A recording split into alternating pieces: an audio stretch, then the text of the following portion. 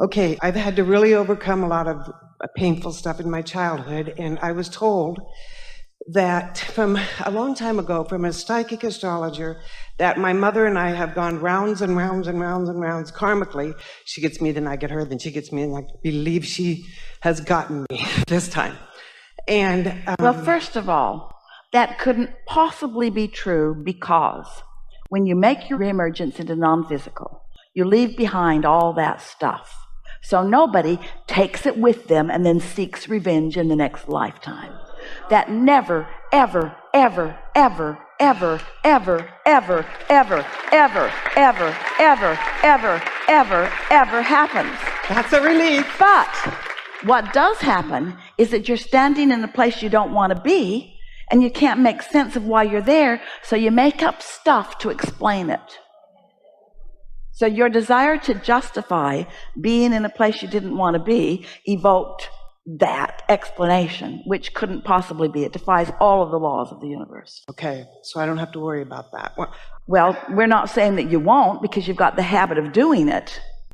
Okay, it's my understanding that we come back and we attract souls that we have worked with before. Let us tell you something for sure, because understanding means what's beneath where you stand. In other words, so we want to give you a basis that is solid, that you can step into easily.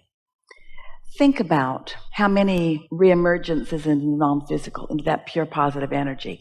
And you come back as clusters. But think about what your intentions are coming back. 100% of the time, your intention is to provide opportunity for one another to have joyful expansion. It's never revengeful. It's always uplifting in nature. Now, we're not saying that it doesn't go squirrely, because people get focused in ways that in other words, the squirreliest that it gets is that life causes you to really want something that you won't let yourself move toward. And people do that all the time. But there is not some ongoing pattern of revenge from lifetime to lifetime that you're trying to compensate for. Because I've spent a long time pretending and trying my best to make sure I'm doing my part so that I don't have to interact with her anymore. Why did I choose her? How could I have chosen her? Because she was an avenue into physical experience, and that's what mattered most. And because you knew at the time of the choosing that all you needed to do is get here, and that life would take care of the rest of it. This is what goes wrong for most, and it's certainly true in this situation too. But it's not uncommon. Almost everybody lives some degree of this. You ask other people to replace your own inner being. That was this thing that we were talking about earlier. I want you to like me, and so I will modify my thoughts about things so that we can be harmonious, which means I will try to be your inner being, or I will try to get you to be my inner being, and I will seek my compatibility with you, other human, when that was never your intention. Your intention was to find harmony with the broader part of you, and then let everything else take care of itself. Are you hearing what we're getting at? So the worst thing that a mother can do for a child is to do so much for the child that the child never has to come into touch with his own guidance system. So he never knows whether he's satisfied or not. All he knows is whether he's satisfying his mother or not. Which means if she's yelling, he needs to try harder. If she's not satisfied, he needs to try harder. And over time, he can talk himself out of even looking for alignment with Source, even though his entire guidance system is based upon whether he's in alignment with this powerful attraction-based focus, which is his inner being, and himself. Doesn't that make the most perfect sense to you? Can't you really feel how that is? And so, keep asking your questions, because you're getting closer to really getting what we're saying. I guess the biggest question I have is, how on earth could I have inhabited that woman's body and been her daughter and been so mistreated? And the only thing I can think of is because I love my dad so much, and I always wanted to protect him. Here's the thing. So we started this seminar for you as we were talking about how something could happen 20 years ago or 30 years ago. It's still happening. It doesn't matter how many years ago it is. Of course it is, because you keep telling the story. No, because she's still mean. Well, she's still mean and still active in your experience because you continue to tell the story. You feel trapped with someone, but you're not letting go of it. And we acknowledge this is too big of a thing to let go of all at once. This is the hardest thing for you to let go of. And so that's why we want you to find other things and decide satisfying or not, satisfying or not, satisfying or not. And once you've showed yourself that, and once you've convinced yourself that you are choosing satisfied often, therefore you're in the receiving mode often, therefore ideas are flowing to you that are panning out, that are giving you what you want, then if you want to, then you might be able to take on some of the bigger issues. You don't have to. If you could never think about her again, you'd be just fine. But you've got patterns of thought that won't let you not think about her. So you've got yourself trapped. You can't stop thinking about her, and the thoughts that you're thinking about her have you in separation from your inner being. And it's the separation from your inner being that you're so mad about, not your mother. So your thoughts have got you separated from who you really are, from all the love and clarity and power that is you, and you're blaming it all on her. Mm-hmm. And she's doing the same thing to you. Yeah. And I've been listening to you for a long time, and I remember Jerry saying that his mother wasn't as mean to Jesse and the others, so he knew that he was evoking something that caused her to mistreat him in, the way he felt. You know what he was evoking and what you're evoking? What? Clarity. Yes. A desire to be your own person. A desire to make your way in this world, a desire to find your true power, a desire to be able to find it unconditionally no matter what else is going on. You're not still needing your mother for sustenance or for survival. You could let that relationship go. It was never meant to be that eternal thing, that forever thing in this lifetime anyway. Okay, good. So I don't have to ever concern myself about that again. But here's the thing. First of all, you can't go cold turkey. You're not going to just suddenly stop thinking about it.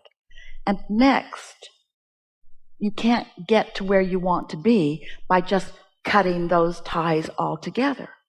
I've already cut them. No, you haven't. She might as well be sitting on your lap. I agree 100%. You're absolutely right. But she cut all ties with me a couple of months ago and ordered me out, told me I wasn't welcome, give the land back. Ordered you out of where? Yeah, because I was there to protect my dad from her abusiveness and get him safe. And I stayed there and got him safe. And she ordered me out. Get out! You and I are never going to work. We've never worked. You've always run from me. And so Is she wrong? Pardon? Is she wrong? I've always run from her because she's always been so extremely abusive. So when she says get out and your inner being says get in. No, I was happy to leave, and I'm happy I never have to go back. But you're not happy. You're not happy to leave. You're hateful to leave. You're furious to leave. The action doesn't matter. It's how you feel that matters.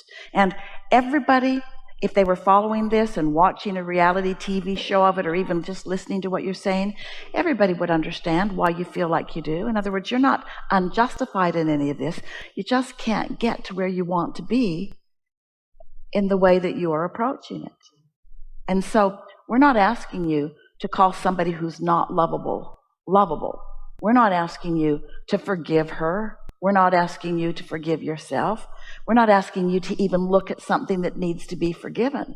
We're asking you to acknowledge that from the relationship, a whole lot of desire was put into your vortex that you are denying with every thought about her.